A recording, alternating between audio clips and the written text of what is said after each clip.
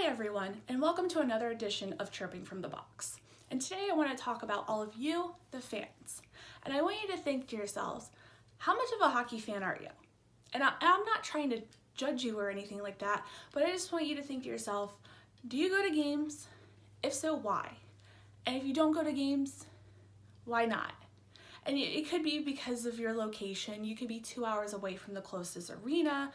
You may have kids, what have you. You know, there are a number of reasons why we do or do not attend games. And this all came to fruition for me personally last night. I was flipping through a few games, and of course I was watching Penguins Maple Leafs on NHL Network. And I saw quite a number of Maple Leafs fans, more so than normal. And Pittsburgh's known for having a strong fan presence, both at home and on the road. And I've been to a lot of Penguins games myself, and I can tell you that personally, Pittsburgh fans travel well. But it was just really odd to me to see all these Leafs fans. And a lot of people on Twitter said the same thing. Well, why are there all these Leafs fans? What are we going to do about it? And you know, I don't really have an answer for you about what to do about it, but we have to ask ourselves, why are we in this situation to begin with?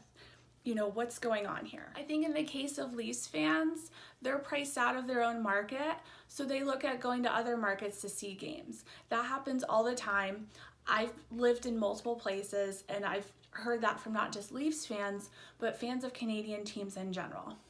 But there's still a bigger problem as to why teams are not drawing in.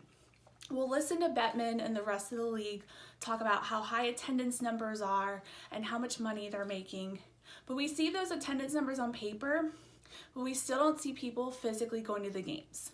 And we all know that the league is really happy having their money, but they have to be, you know, angry or concerned that they're still not seeing people actually in their seats. A great example of this is the Columbus Blue Jackets.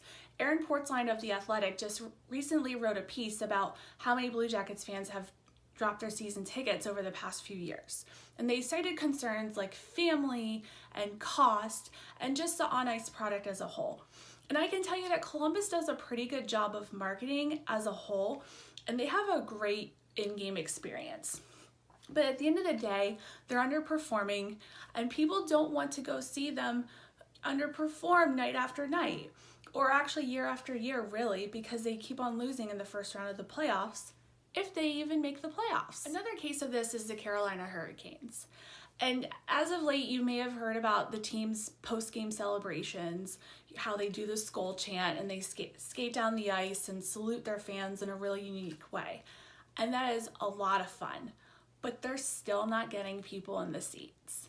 They may have the same problem there. They haven't really performed in quite some time. You could say in both cases with Columbus and Carolina that maybe location's a factor, but I don't agree with that because I look at Nashville, for example. Nashville draws fans every single year, and they're not in a typical hockey market, if you will. They're in the deep south, for lack of a better term. And even in Florida with the Tampa Bay Lightning, you could say the same thing. Well, the Lightning are not in a hockey market, but yet they sell out night after night, and people actually go to the games. But across the state in Sunrise with the Florida Panthers, people are not going. So I do think the on-ice product matters.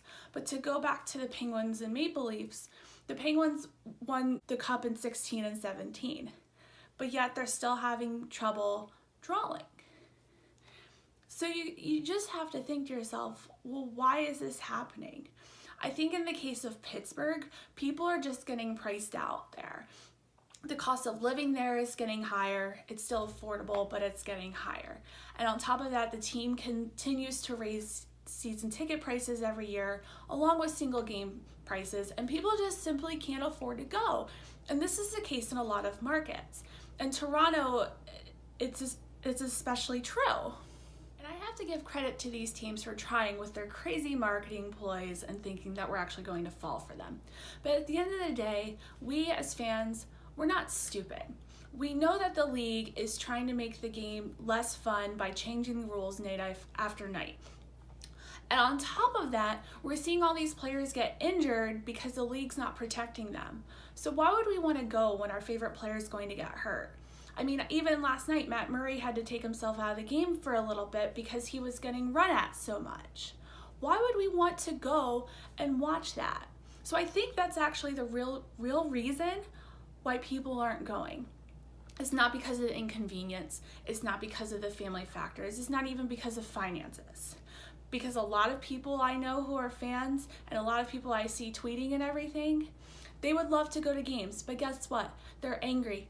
They're angry at the league for not protecting the players. They're angry at the league for changing the rules all the time. So why do we have a reason to go? Just why? Well, I want to thank you all for watching, and I'll see you next time.